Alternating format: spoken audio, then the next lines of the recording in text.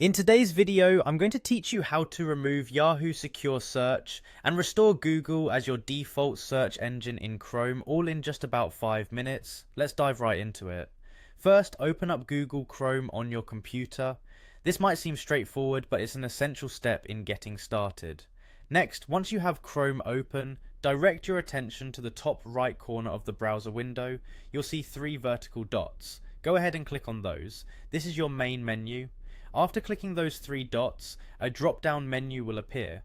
From this menu, locate and click on the option that says Settings. This will take you to the settings page where you can adjust various configurations for your Chrome browser. Now that you're in the settings, look to the left-hand side of the page. You should see a column with different categories. Find the one labeled Search Engine and click on it.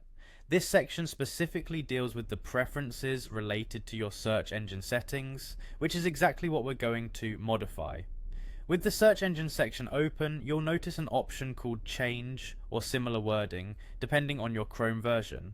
Click on this Change option, as this will allow you to choose which search engine you prefer to use as your default. You'll be presented with a list of search engines. Go through the list and pick the search engine you want.